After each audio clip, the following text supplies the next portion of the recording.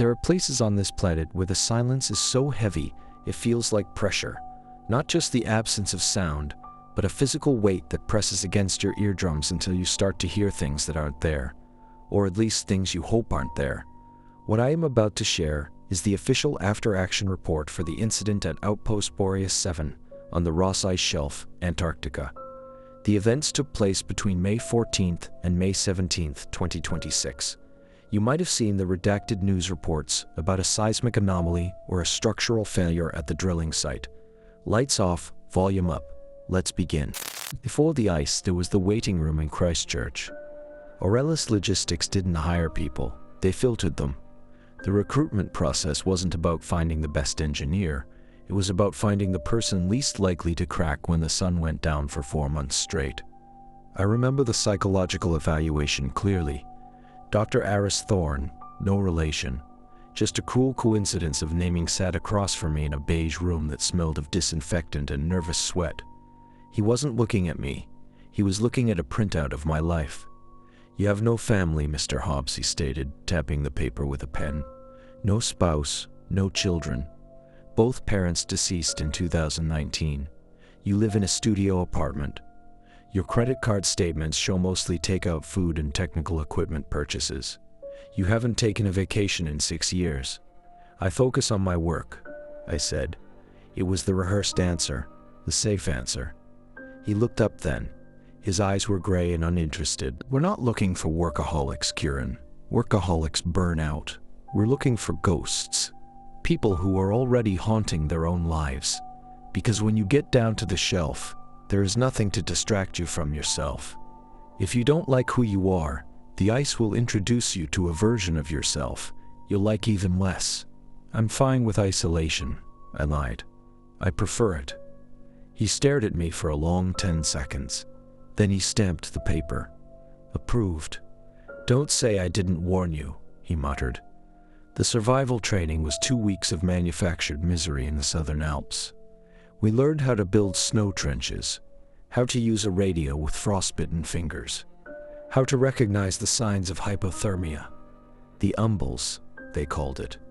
Stumbles, mumbles, fumbles, grumbles. But the most important lesson wasn't about cold. It was about silence. The acoustic environment of Antarctica is unique, our instructor, a weathered Kiwi named Davo, told us. We were sitting around a campfire on our last night. There's no background noise, no traffic, no birds, no wind on the rare calm days. The noise floor drops to near 0 decibels. He leaned forward, the firelight catching the scars on his cheeks. Your brain hates 0. It craves input. If the ears don't send any signal, the auditory cortex starts to amplify the internal gain. You start hearing your own nervous system. You hear the blood hissing in your carotid artery. You hear the electrical firing of your synapses. And eventually, he paused, looking up at the stars. Eventually, the brain gets desperate. It starts creating patterns out of random noise. It starts filling the silence with memories, or fears. We call it the Antarctic stare. You'll see guys looking at a blank wall, nodding like they're listening to a conversation. Just don't answer back. That's the rule. If the wall talks to you, fine, but never talk back. I thought he was trying to scare us. A little campfire ghost story for the rookies. I didn't know he was giving us the most important technical briefing of the mission. The flight down to McMurdo was 6 hours of vibration inside the cargo hold of a C-17 Globemaster. Then came the transfer to the Twin Otter. That second flight, that was when reality started to thin. We flew over the Transantarctic Mountains, jagged black teeth biting into a white sky, glaciers that looked like frozen rivers of milk. It was beautiful, but in a hostile, alien way.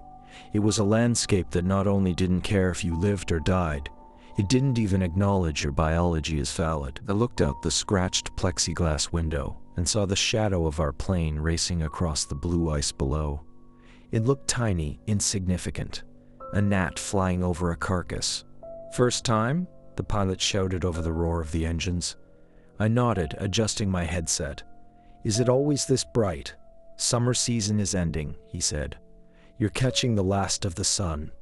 In 2 weeks, it dips below the horizon and stays there until August. The long night, that's when things get interesting. Interesting how? He didn't answer. He just banked the plane sharply, descending towards a cluster of black dots on the endless white plain. "Welcome to Boreas-7, he said, or as we call it, the pimple on the ass of the world. I looked down at my new home. It didn't look like a high-tech research station. It looked like debris, junk scattered by a giant child. And off to the side, separated from the main modules, stood the rig. The dark tower, it cast a long, thin shadow that pointed directly at the habitat, like a sundial finger marking the time until the end of the world. As we touched down, the skis rattling against the sastrugi, wind-sculpted ridges of snow, I felt a strange sensation in my chest, a tightening. It wasn't fear. Not yet. It was recognition. Dr. Thorne was right. I was a ghost searching for a haunt, and I had just found it. The arrival at Boreas-7 is not something you ever really prepare for. You can do the survival training in New Zealand. You can memorize the hypoxia protocols. But nothing prepares your brain for the visual silence of the Ross Ice Shelf. I arrived on a Twin Otter ski plane at 1400 hours on May 14th. The sun was a flat white disk hovering just above the horizon, refusing to set but refusing to provide any warmth. The temperature gauge on the runway marker read -45 degrees Celsius. The plane did not shut off its engines. The pilot, a bearded man who had not said 3 words to me during the 4-hour flight, simply pointed to the habitat module and gave me a thumbs up. I grabbed my duffel bag and my Pelican case of equipment. The wash from the propellers knocked me to my knees. By the time I stood up, the plane was already taxiing. 10 minutes later, it was just a black speck dissolving into the white. Then the silence hit. It is a silence so complete that you can hear the blood pumping in your own ears. A silence that makes the crunch of your boots on the snow sound like gunshots. I dragged my gear to the airlock of the main habitat. Boreas-7 was not a base. It was a glorified shipping container complex, buried halfway into the ice to escape the wind. 3 modules connected by flexible tunnels, a generator shed, and the drilling rig itself, standing like a rusted skeleton against the sky. The airlock cycled with a hiss of compressed air. Inside, it smelled of stale coffee, diesel fumes, and unwashed synthetic wool. "Welcome to the freezer," a voice said. It was Sarah Lynn, the site mechanic. She was sitting at the mess table, stripping wires from a junction box. She did not look up. "You're the acoustic guy?" she asked. "Kieran Hobbs." "Yeah. Coffee is over there. Don't touch the thermostat. And if you hear banging in the walls, ignore it. The ice shifts when the temperature drops." I poured myself a cup of black sludge that passed for coffee. "Where are the others?" "Jenkins is sleeping. Ivanov is at the rig. You're bunking in Module 2. Hope you don't snore." That was the orientation. No safety briefing. No tour. Just find a bunk and get to work. My job was specific. Boreas-7 sat on top of borehole Alpha 0. A test shaft drilled 2,500 meters straight down into the bedrock beneath the ice shelf. My company, Aurelis Logistics, was testing a new type of fiber optic sensing cable. They called it Distributed Acoustic Sensing. DAS. Basically, we turned a 2-kilometer-long cable into one giant microphone. We shot pulses of light down the fiber. If the ice moved, if a rock cracked, if a seal barked in the ocean miles away, it created a tiny vibration. That vibration changed how the light reflected back. My laptop translated those light patterns into sound. I could listen to the heartbeat of the glacier. I spent the first 6 hours setting up, calibrating the optical time domain reflectometer, running baseline tests. The data was clean. Good signal-to-noise ratio. I could confirm the cable was intact all the way to the bottom. 2,500 meters of darkness. At 2,200 hours, I took my first shift at the monitoring station. The rig was automated. It hummed with a low-frequency vibration that rattled the pins on my desk. I put on my noise-canceling headphones and fired up the DAS software. The screen filled with a waterfall of colors. Blue for silence, green for background noise, red for events. It was mostly blue. I leaned back, watching the data scroll. It was hypnotic. The slow, rhythmic shifting of infinite ice. Then, at 23:42 hours, I saw the first anomaly.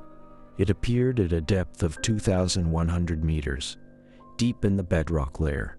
A single, red pulse. I tapped the screen. Interference? I adjusted the gain. The pulse came again, and again, and again, and it was rhythmic. Steady. I checked the timestamp. The pulses were arriving exactly every 0.83 seconds. I did the mental math. 0.83 seconds per beat. That is 72 beats per minute. I frowned. 72 beats per minute is a very specific frequency. It is the average resting heart rate of an adult human male. Sarah? I keyed the internal comms. Are we running any pumps downhole? Negative, Sarah's voice crackled back. Rig is in idle mode. Why? I'm picking up a rhythmic vibration. Depth 2,100 meters. Probably just the circulation fluid cooling down. Pipes contracting. Yeah, probably. But pipes don't contract with the perfect regularity of a metronome. I isolated the frequency band.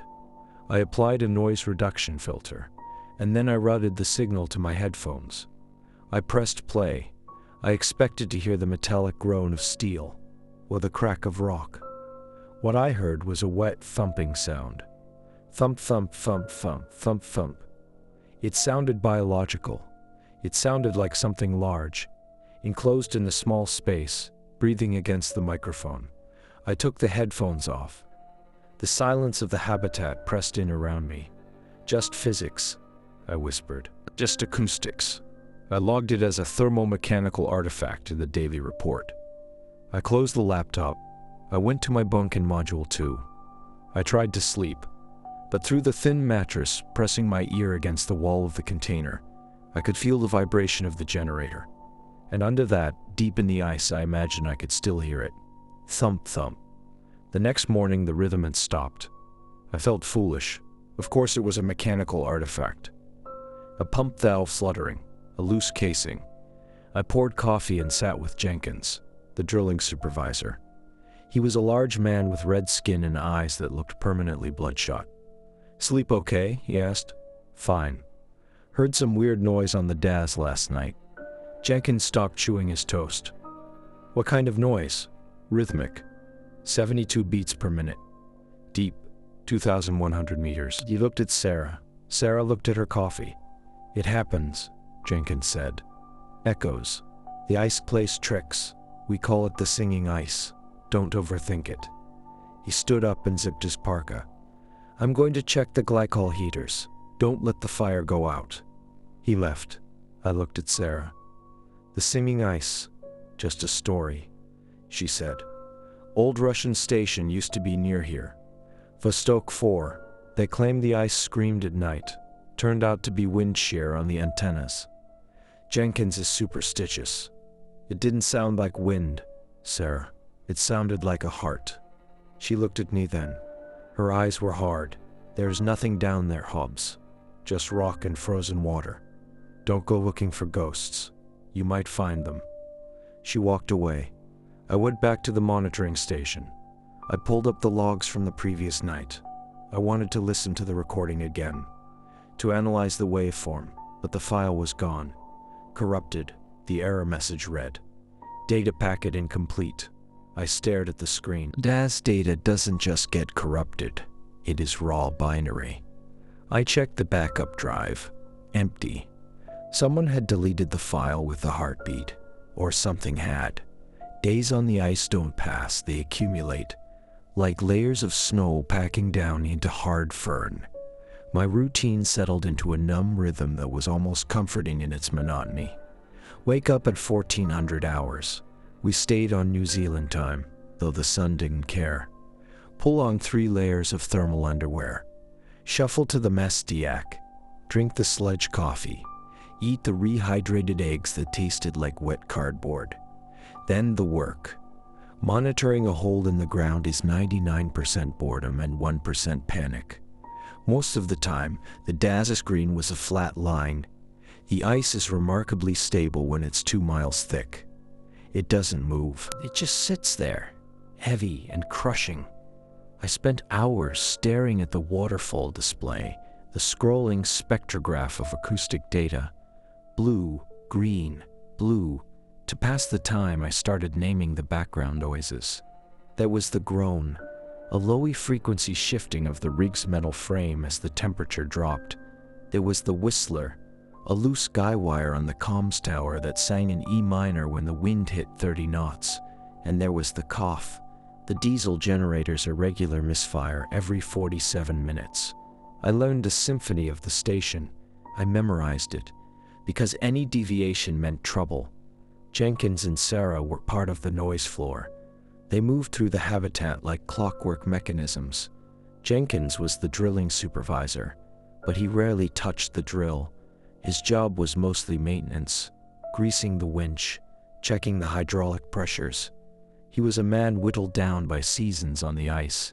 He spoke in grunts and operational codes. He spent his off hours building intricate models of sailing ships and whiskey bottles. "Why ships?" I asked him once on my 3rd day.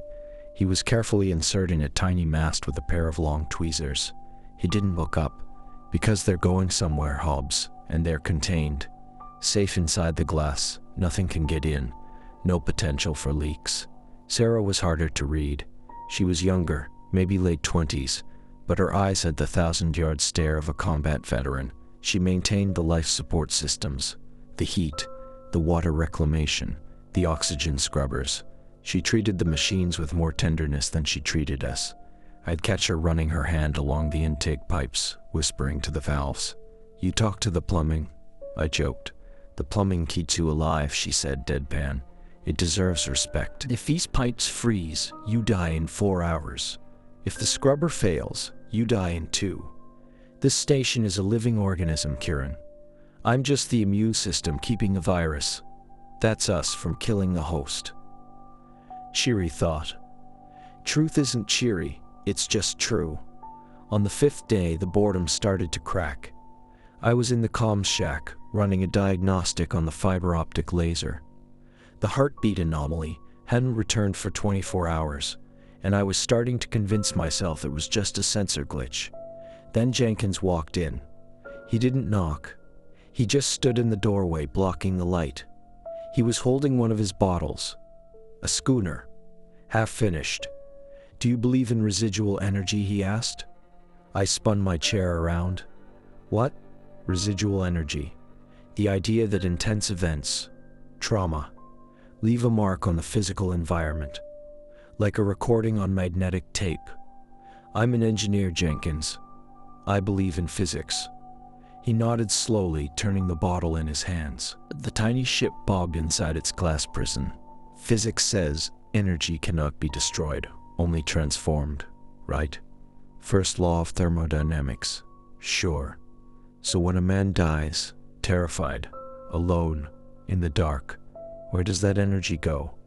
The electrical impulses in his brain, the chemical heat of his fear. It has to go somewhere." He took a step closer. He smelled of Old Spice and isopropyl alcohol. "The Russians drilled this hole in '58. Vostok 4. It was a secret project, Project Echo. They weren't looking for oil. They were looking for something listening. They thought the ice shelf acted like a giant parabolic dish. A receiver. That's a myth," I said.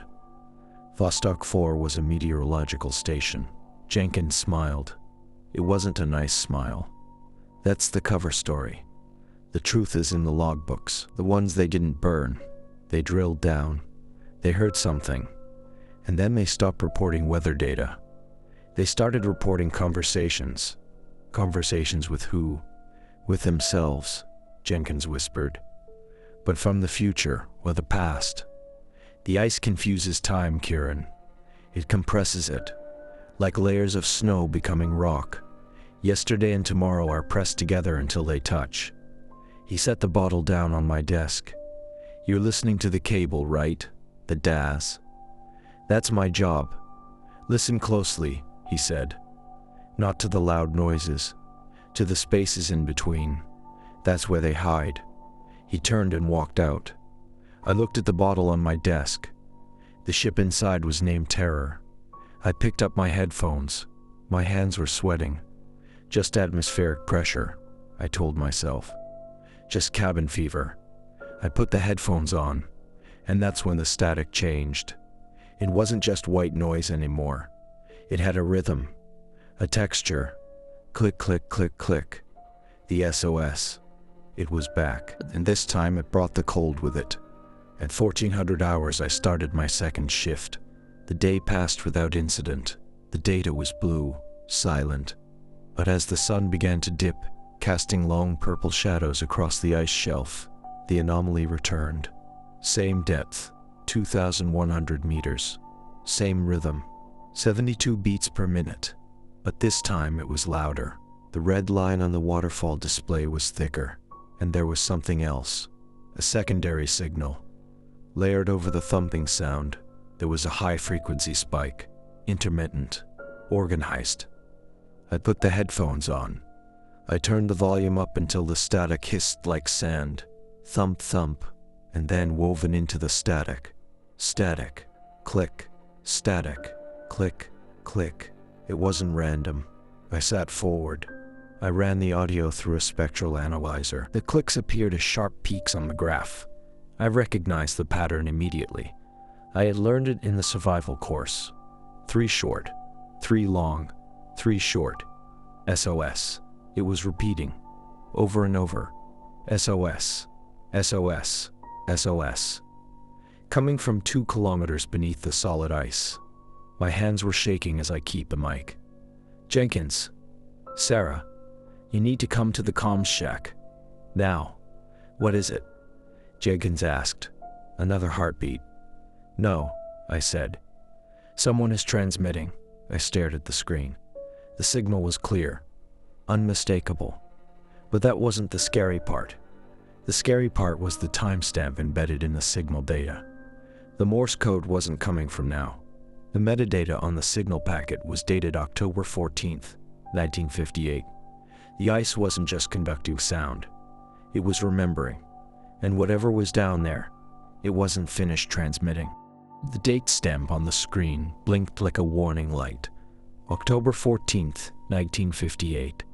I sat in the glow of the monitors, my coffee growing cold in its mug. The comm shack was freezing. The heating unit cycled on and off with a metallic shudder every 10 minutes, but it did little to combat the creeping cold that radiated from the floor. We were sitting on 2 miles of ice after all. The cold wasn't just temperature, it was geology.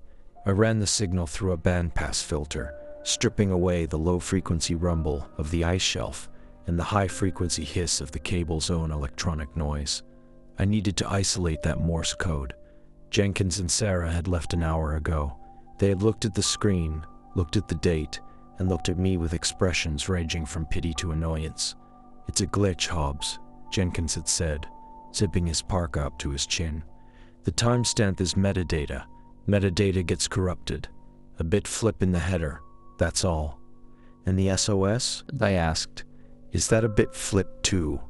A random arrangement of zeros and ones that just happens to spell out the universal distress signal? Jenkins rubbed his bloodshot eyes.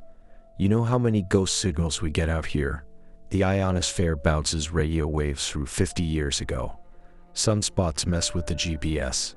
The ice itself is piezoelectric. Strain it hard enough, it generates voltage.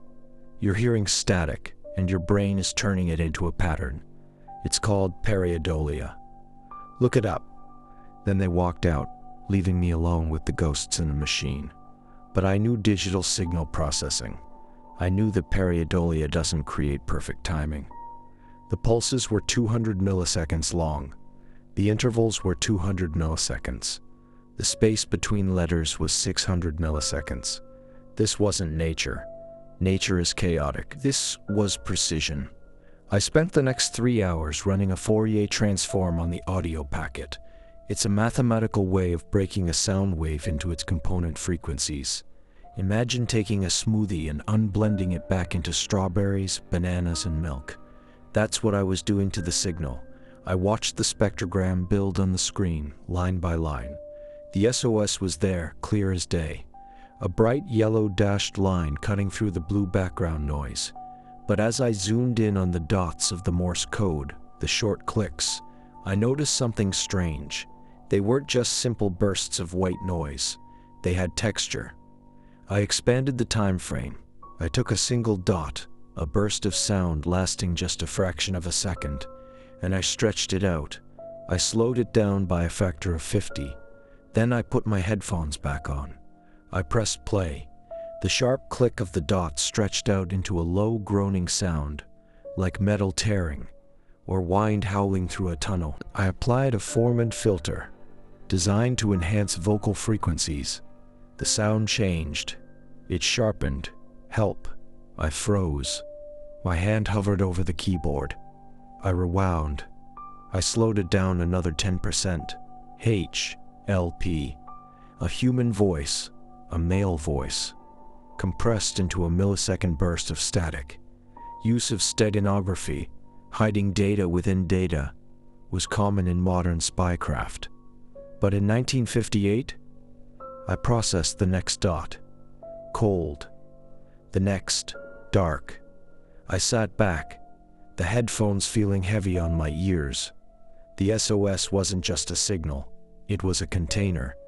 Each dot and dash held a snippet of audio, a voice screaming from the past, compressed by pressure or technology into a single sharp click. I looked at the window. Outside, the Antarctic night was absolute. The wind had picked up, scouring the sides of the habitat module with a sound like sandpaper. We were the only living things for 1,000 miles. "Who are you?" I whispered to the screen. I spent the rest of the night decoding the message. It was tedious, terrifying work. Isolate a click, stretch it, filter it, listen, transcribe, can't see, lights gone, drill stuck. Something in the ice. It's not rock, skin. It broke the bit, bleeding. By 400 hours, my eyes were burning. I had decoded 30 seconds of transmission. It was a fragmented narrative of a drilling crew hitting something they shouldn't have. I needed a break. I needed to move. I stood up, my joints popping. The module felt claustrophobic. The walls seemed to be leading in. I grabbed my flashlight and my heavy parka. I needed to check the external junction box anyway. The wind speed sensor had been glitching earlier. I cycled through the airlock and stepped out into the void. The cold hit me like a physical blow, minus 55 degrees. At this temperature, exposed skin freezes in under a minute. The air in my lungs felt like broken glass. I turned on my flashlight. The beam cut a narrow comb through the blowing snow. The wind was screaming. It tore at my clothes, trying to find a gap to slip its icy fingers inside. I walked towards the sensor array, keeping my head down, following the safety line clipped to my belt. Boreas-7 looked like a shipwreck in the darkness. The drilling rig loomed overhead, its steel lattice coated in rime ice, looking like the ribs of some ancient leviathan. I reached the sensor box. It was frozen shut. I pulled out a chemical heat pack and pressed it against the latch, waiting for the ice to melt. While I waited, I looked out at the horizon, or where the horizon should be. There was no line between earth and sky, just white and black swirling together. And then I saw it, out on the ice, maybe 200 meters away, past the perimeter lights. A light. It was faint, a pale yellow glow, stationary. I squinted against the wind. There were no other stations out here, no expeditions. We were it. The light flickered. Then it moved. It didn't move like a vehicle. It bobbed, up and down, like a lantern being carried by someone walking. "Hello?" I shouted. The wind swallowed the sound instantly. I unclipped my radio. "Control, this is Hobbs. I have a visual on a light source. Bearing 270, distance 200 meters. Static. Control? Jenkins? Sarah?" Nothing but the hiss of white noise. I looked back at the light. It was closer now, moving steadily towards the perimeter. I checked my safety line. It only reached 50 meters. If I unclipped, I could be lost in the whiteout in seconds. But curiosity is a dangerous thing. I watched the light. It was definitely a lantern. An old kerosene storm lantern. I could see the flame flickering inside the glass. And holding it, a figure. A man in a heavy parka. But not a modern synthetic one. It looked like canvas. Fur-lined hood. He was walking towards me. Slowly, trudging through the drifts. I waved my flashlight. "Hey, stop. Identify yourself." The figure kept coming. He was 50 meters away now, just at the edge of the darkness. I could see his face, or at least the part of it not covered by the fur hood. His skin was gray, frostbitten, and his eyes, there were no eyes, just dark hollows where the ice had packed in. He raised the lantern. He opened his mouth to speak, and then the wind shifted. The snow swirled up in a blinding vortex. I flinched, covering my face. When I looked back, the light was gone. The figure was gone. There was only the empty ice. My heart was hammering against my ribs like a trapped bird, 140 beats per minute, double the rhythm of the thing in the borehole. I fumbled with the junction box, abandoning the repair. I clicked my carabiner back to the line and scrambled back towards the airlock. I didn't look back. I fell into the airlock, gasping, my breath pluming in the cold air. I ripped off my hood. The inner door opened. Sarah was standing there, holding a wrench. She looked at me, then at the snow melting on my parka. "You look like you've seen a ghost, Hobbs," she said. "There was someone out there," I managed to say. "A man, with a lantern." Sarah paused. Her face went carefully blank. "There's no one out there, Kieran. The nearest human being is at McMurdo. I saw him. Old gear, Candace Parker. He was walking right towards the perimeter." Sarah sighed. She walked over to the coffee machine and poured a cup. "Hypoxia," she said. "Altitude sickness. It causes hallucinations, visual and auditory. You've been staring at screens too long and you're not acclimated." "It wasn't a hallucination, Sarah." He looked dead, freeze-dried. She slammed the mug down on the table. Coffee sloshed over the rim. "Stop it," she hissed. "Just stop. We don't talk about things like that here. It's bad luck." "Bad luck? We're scientists. For Christ's sake. We're people living in a metal box on top of a frozen grave," she said. "You think you're the first one to see lights? You think you're the first one to hear voices in the static? You ignore it. That's the rule. You ignore the lights. You ignore the sounds. Because if you acknowledge them, they get closer." She walked out, leaving me alone in the mess hall. I stood there for a long time, the warmth of the habitat slowly seeping back into my bones. But the cold inside me didn't leave. I went back to the comms shack. I sat down at the console. The SOS signal was still repeating on the screen. I put the headphones on. I needed to finish decoding. I needed to know what happened to them. To him. I isolated the next sequence of clicks. They're listening. Don't let them in. Boreas-7. I stopped. I replayed the segment. Boreas-7. My blood turned to ice. The timestamp was 1958. Boreas-7 wasn't built until 2024. How could a transmission from 70 years ago know the name of our station? I decoded the next part. Coordinate lock. Latitude 77 degrees. Longitude 166 degrees. Our exact coordinates. We are coming up. Prepare the way. The DAS screen flickered. The red line, the heartbeat spiked. It wasn't at 2,100 meters anymore. It was at 1,800 meters. It had moved up. 300 meters in 4 hours. Whatever was making that sound, whatever was transmitting that signal, it was climbing the borehole. And it was climbing fast. I grabbed the printout of the coordinates. I grabbed the hard drive. I needed to talk to Jenkins. I didn't care if he thought I was crazy. The data didn't lie. I ran down the corridor towards the drilling module. The flexible tunnel flexed and groaned in the wind. I burst into the control room. Jenkins. The room was empty. The drilling console was active. Lights were blinking amber and red.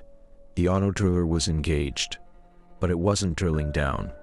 The massive winch drums were turning. The steel cable was spooling in. Someone had set the rig to retract. Someone was fishing. Then they were reeling something in from the deep. I looked at the depth gauge on the winch control. 1,750 meters. 1,700 meters. It was rising faster than the DAS showed. "Jenkins," I shouted again. I heard a sound from the corner of the room. A logical mechanical click. I turned. Jenkins was standing in the shadows behind the hydraulic pumps. He was holding a heavy pipe wrench. He wasn't looking at me. He was staring at the winch cable as it wound onto the drum. "It's time," he whispered. "They've been waiting so long. Jenkins, stop the winch. What are you doing?" He turned his head slowly. His eyes were wide, dilated. "Can't you hear them, Kieran? They're singing. It's beautiful." He raised the wrench. "Don't interrupt the concert." I backed away. My hand fumbled for the radio on my belt. Sarah. I need help in the rig room. Jenkins has lost it." Static. Then emerging from the static, a voice. Not Sarah's. It was the voice from the 1958 recording. Clear, cold, and coming from my radio right now. "We are almost there. Open the door." I looked at the winch. 1,500 meters. The floor of the habitat began to vibrate. 72 beats per minute. Thump, thump, thump, thump. The entire station was beating like a heart. I ran. There is no dignity in a fight or flight response when the flight option involves scrambling down a vibrating corrugated tunnel on your hands and knees. Jenkins swung the wrench. It connected with the bulkhead door frame, sending a shower of sparks raining down on my head. "Let them in," he screamed. His voice cracked, sounding like two voices overlaid on top of each other. "We promised." I slammed the hatch to the drilling module. Shut and spun the locking wheel. I heard the wrench clang against the metal from the other side. Once, twice, then silence. He wasn't trying to break through. He didn't need to chase me. He had work to do. He had to keep the winch running. I backed away from the door, breathing hard. The air in the connecting tunnel was frigid, and I was sweating. Thump, thump. The vibration was stronger here. The floor gratings rattled against their bolts. Dust drifted down from the ceiling lights. I needed a weapon. I needed a plan. I sprinted to Module 2, the sleeping quarters. I grabbed a fire extinguisher from the wall and barricaded the door with my bunk. It was a flimsy defense against a man with a pipe wrench, but it was all I had. I sat on the floor, my back against the metal wall, and pulled out my laptop. I had a localized Wi-Fi link to the DAS unit in the comm shack. If the unit was still running, I could see what was happening. But first I needed to check the temperature. It was hot in the room. I looked at the wall thermostat. It read 18 degrees Celsius. Normal. But it felt like a sauna. I stripped off my parka, then my fleece layer. The sweat was pouring off me now. I checked the thermostat again. 18 degrees. Then I realized. It wasn't the air. It was the radiant heat coming from the floor. I put my hand on the metal decking. It was warm, like touching the hood of a car that's been running for hours. The heat was coming from below, from the ice. I opened the DAS software. The connection was spotty, but the waterfall display loaded. The red line, the heartbeat, was no longer a single pulse. It was a solid crimson band, dominating the entire frequency spectrum. Depth, 1,200 meters. Ascent rate, 10 meters per second. That wasn't possible. The winch couldn't pull that fast. The maximum retrieval speed was 2 meters per second. Whatever was coming up wasn't being pulled. It was climbing, or swimming. I switched to the thermal profile of the fiber optic cable. The DAS could measure minute temperature changes along the fiber. The graph showed a spike of intense heat moving up the shaft. 37.5 degrees Celsius, body temperature. Something made of human heat was melting its way up through the ice, using the borehole as a guide. My laptop pinged. The new audio file had been auto-generated by the system. I hesitated. I didn't want to listen. But I clicked play. The sounds of the drilling room filled my headphones. Jenkins was chanting again. Or maybe he was singing. It was a low, tuneless melody that sounded like wind blowing over a bottleneck. And underneath his voice, there was another sound. Scrape, scrape, splash, water. The sound of water sloshing in the borehole. The thing had reached the water table. The section of the hole that wasn't frozen solid yet. Kieran, the voice came through the laptop speakers, bypassing the headphones entirely. I threw the laptop across the room. It hit the far wall and cracked, but the voice continued, buzzing from the broken speaker. We are authorized. Access code accepted. Merging timelines. The lights in the module flickered and died. I was in the dark. The only light came from the glowing red LED of the fire alarm on the ceiling, and the heat. The floor was getting hotter. I scrambled up onto the top bunk. The metal frame burned my hand. "Sarah," I screamed. "Sarah, where are you?" No answer. Then the comm system crackled to life. It wasn't the radio. It was the PA system. The speakers in the ceiling. "Attention personnel," a computerized voice announced. It sounded ancient, like a recording from the 1980s. Phase 4 initiation in progress. Venting atmospheric stabilizers. There was a hiss of air. The pressure in the room dropped. My ears popped painfully. "Sarah, if you can hear me, Jenkins is compromising the habitat. We need to shut down the generator." Silence. Then Sarah's voice came over the PA. But it sounded wrong, flat, robotic. "The generator is not the power source, Kieran. The generator is just the starter motor." "What are you talking about?" "The heat is the power source. The biomass is the fuel. We have been running on empty for 70 years. We need fresh batteries."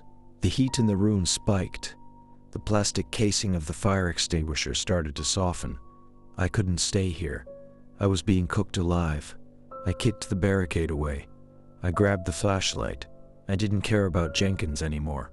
I'd take my chances with the wrench. I engaged the manual release on the door and stumbled out into the corridor. The flex tunnel was twisting like a snake. The wind outside must have been hurricane force, buffeting the structure. Or maybe the structure itself was writhing. I ran towards the comm shack. I needed the satellite phone. I needed to call McMurdo. New Zealand. Anyone. The door to the comm shack was open. Sarah was sitting in the chair. She wasn't looking at the screens. She was looking at the wall. "Sarah, we have to leave. The rig is..." I stopped. Sarah turned her chair around. Her eyes were gone. Just like the man on the ice, dark hollows filled with frost. But she wasn't dead. She was smiling. "The rig is open, Kieran," she said. Her voice didn't move her lips. It came from the speakers on the wall. "The guest has arrived." She pointed a finger towards the window. I looked. The floodlights on the drilling rig were shining down on the borehole casing. The thick steel cap of the wellhead was glowing cherry red. It was bulging outward from the inside. Steam vented violently from the seals, shrieking into the night. Then, with a sound like a cannon shot, the bolts sheared off. The heavy steel cap flew 50 feet into the air, and from the open mouth of the earth, a column of white swirling mist erupted. It shot up into the sky, solid and heavy, but it wasn't just steam. As the mist dissipated in the wind, I saw them. Figures, made of heat shimmer, dozens of them, pouring out of the hole like ants from a disturbed hill. They glowed faintly in the infrared spectrum, visible even to the naked eye against the black polar night. They didn't have faces. They didn't have clothes. They were just raw, bipedal energy. They spilled onto the ice deck. They moved with jerky, stop-motion speed. One of them turned towards the habitat, towards the window where I stood frozen. It raised a hand. The glass of the viewport began to vibrate. Crack. A spiderweb fracture appeared in the center of the reinforced pane. Sarah laughed. A dry, rattling sound. "They're cold, Kieran," she whispered. "They've been so cold for so long, they want your warmth." The window shattered. The vacuum of the storm sucked the air out of the room. Papers flew, the chair spun, and the heat rushed in. Not the cold, the heat. A wave of 40-degree air, smelling of ozone and old blood, blasting through the broken window. I fell back into the corridor, clawing at the floor, fighting the wind. I had to get to the generator shed. It was the only module with a separate air supply, the only place with a heavy steel door that locked from the inside. I crawled. The floor burned my knees. Behind me, I heard Sarah screaming, not in pain, in ecstasy. Take it all." I slammed the generator room door and spun the wheel. I could hear them in the corridor, the sound of wet feet slapping on metal, the sound of sizzling flesh. I backed into the corner, behind the roaring diesel engine. I was trapped, and then the generator spluttered, coughed, died. The lights went out. The sudden silence was deafening, and in the silence, I heard it, right on the other side of the steel door. Thump thump, thump thump, thump thump. Kieran. It was my own voice, coming from the other side of the door. "Let us in. It's warm in here." I knew I couldn't stay in the generator room. The door was heavy, chilled steel, rated for fire containment, but it wasn't rated for whatever was outside. The handle was already starting to turn slowly, the metal groaning as something applied impossible torque to the locking mechanism. My own voice kept whispering from the other side. "Kieran, it's safe. We stabilized the core. Open up." It was a perfect mimicry. The cadence, the slight rasp from the dry air. It was me, but it was a version of me that sounded hollow, like a recording played in an empty room. I looked around the shed. Diesel drums, tool racks, a flare gun in the emergency kit, and a heavy-duty ventilation hatch in the ceiling. It led to the roof, into the storm, into the -50-degree wind chill. But it was better than the alternative. I grabbed the flare gun and the emergency scrambling kit, crampons, and an ice axe. I climbed the maintenance ladder. As I pushed the hatch open, the wind tried to rip my arm off. I fought against the pressure, hauling myself up onto the roof of the module. The scene that greeted me was a nightmare painted in monochrome. The storm was still raging, but the visibility had improved. Why? Because the air itself was glowing. The creatures, the heat shimmers I had seen pouring from the borehole, were everywhere. They drifted over the ice like phosphorescent smoke, hundreds of them, and moved with a jerky strobe light effect, flickering in and out of existence. And where they walked, the ice melted. Pools of slush were forming on the permafrost. Streamers of steam rose up to join the storm. The temperature on the roof must have been near freezing despite the wind. I looked towards the drilling rig. It was glowing white-hot. The steel derrick was bending, softening like wax, and standing at the base of the rig, I saw Jenkins. He wasn't wearing his parka. He was stripped to the waist. His skin was blistered red, steaming in the cold air. He was holding the winch cable with his bare hands, pulling on it, helping the machine. He was laughing. I could see his chest heaving, but I couldn't hear him over the wind. Surrounding him were the figures. They touched him. Their hands of light passed through his skin, sinking into his flesh. Every time they touched him, he convulsed, arching his back. He was being fed upon. His thermal energy was being harvested. I clipped my safety line to the roof rail and started to crawl towards the vehicle bay. We had a Hagelin snowcat parked there. If I could get to it, if the engine wasn't frozen or melted. I made it 10 feet before the roof beneath me groaned. I looked down. The metal plating of the roof was warping. A handprint, a large, 6-fingered handprint, was pressing up from the inside. The metal glowed dull red where the fingers touched. They were in the ceiling space. I scrambled faster, my crampons skating on the slick metal. Kieran, the voice wasn't coming from the door anymore. It was coming from everywhere. From the wind, from the ice, from the fillings in my teeth. Don't run. You are out of sync. Let us correct your timeline. I dropped onto the gantry walkway that connected the modules. That's when the reality shift hit me. The world flickered. For a second, I wasn't at Boreas-7. I was in a long concrete tunnel. Rusty pipes lined the walls. Cyrillic writing was stenciled on the bulkheads. The air smelled of cabbage and unwashed bodies. Then, snap. I was back on the gantry in the storm. Then, snap, back in the tunnel. I stumbled, gripping the rail. The two realities were overlaying. The ghost signal from 1958 wasn't just audio. It was physical space. The Vostok 4 station, the one Sarah said was just a ruin. It was here. It was now. In the tunnel version of reality, I saw men running. Soldiers in heavy gray coats. They were firing rifles at something I couldn't see. The muzzle flashes were silent, puffs of light. One of the soldiers turned and looked at me. He had the same hollow eyes. He screamed something in Russian, pointing at the wall behind me. Snap! The gantry shook violently as another explosion rocked the 1958 timeline. I was clinging to the railing, suspended between two worlds. Below me in 2026, the ice was melting into slush. In 1958, the same floor was solid concrete, slick with oil and blood. Snap! I was back in the tunnel. The air screamed with sirens. Klaxons blared a harsh, rhythmic warning. A soldier stumbled out of a side door, crashing into me. He felt solid, warm. He smelled of heavy wool and fear. He grabbed my parka, my modern synthetic orange parka, and his eyes went wide. He shouted something in Russian, shaking me. Oni zdez, oni proshli. They are here. They broke through. He wasn't a ghost. He was a man, terrified and fighting for his life, separated from me by 70 years of time that had suddenly ceased to exist.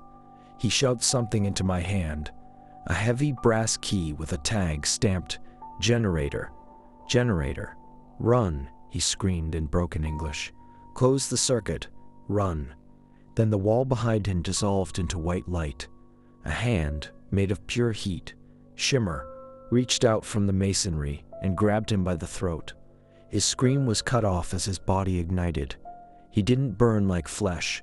He burned like magnesium, turning into a statue of blinding white ash in a split second. Snap! I was back on the gantry in the storm. The soldier was gone. The tunnel was gone. But the brass key was still in my hand. It was burning hot, searing my glove. I stared at it. A physical object passed from 1958 to 2026. Conservation of mass. Conservation of energy. The key wasn't for a door. It was an electrical shunt key, the kind used to bridge a main breaker. They needed a bridge, I whispered, the realization hitting me harder than the cold. They didn't just need heat, they needed a connection. By taking the key, I hadn't saved the soldier. I had completed the circuit. I was the wire that connected the two timelines. I looked at the key again.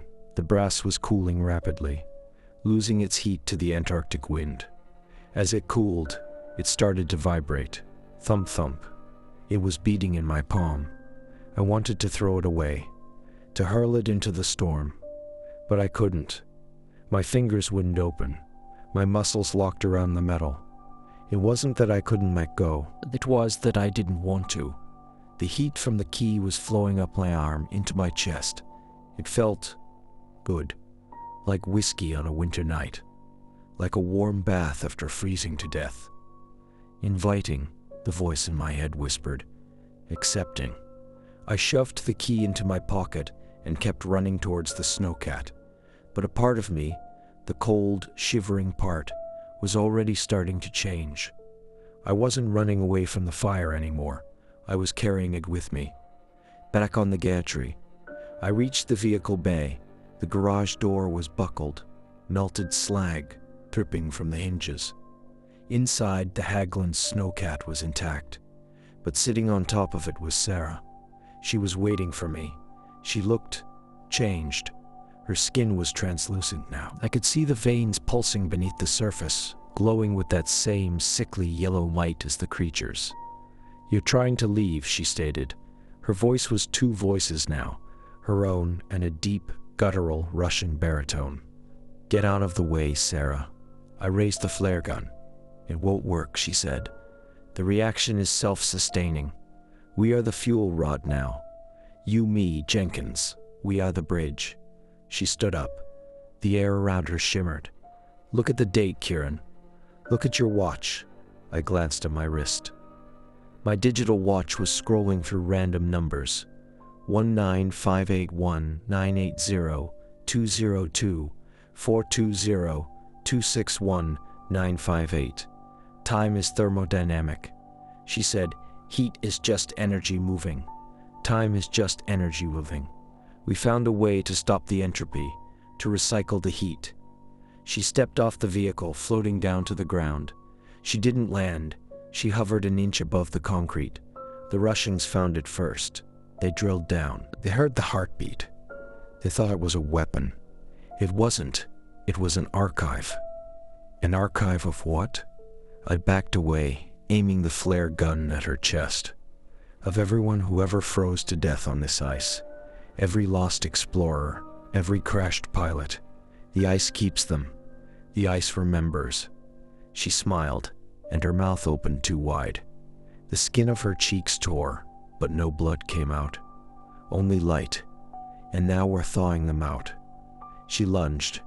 I fired. The magnesium flare hit her in the center of the chest. It didn't burn her. It was absorbed. The bright red light of the flare was sucked into her body, swirling like ink in water. She gasped, her eyes widening. "More," she whispered. So much energy. She grew brighter. The heat coming off her was intense enough to singe my eyebrows. I didn't wait to see if she would explode. I dove for the driver's side door of the Hägglunds.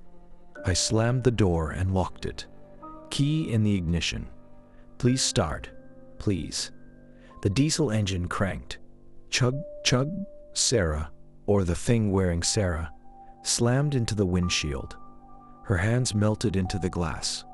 Her face pressed against the safety laminate, turning the windshield opaque with frost and fire simultaneously. She was trying to phase through.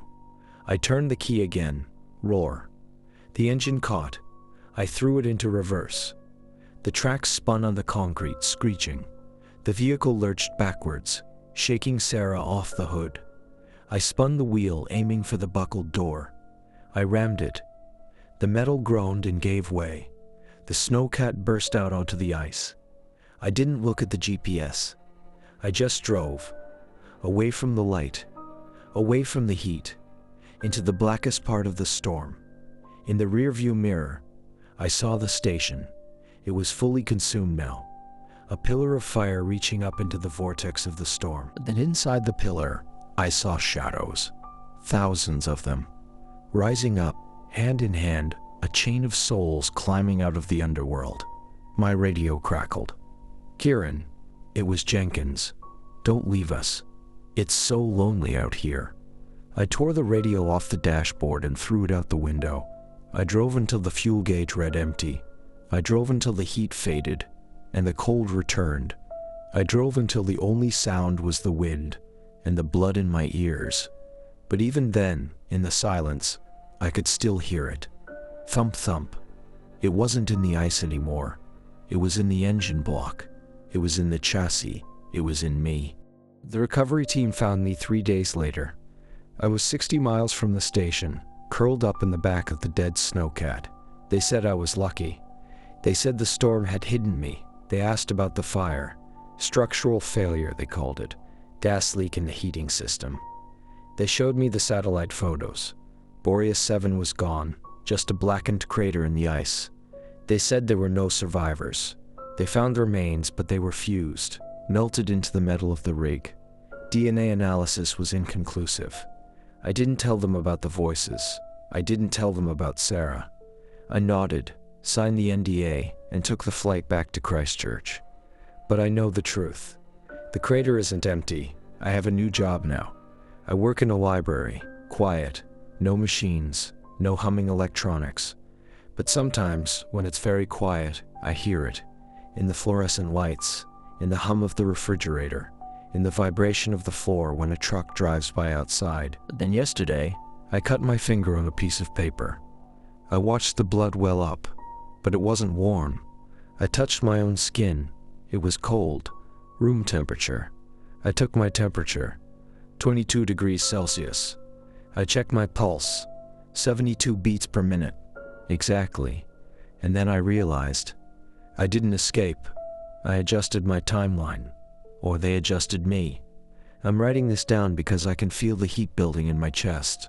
Not a fever, energy. I'm hungry, but not for food.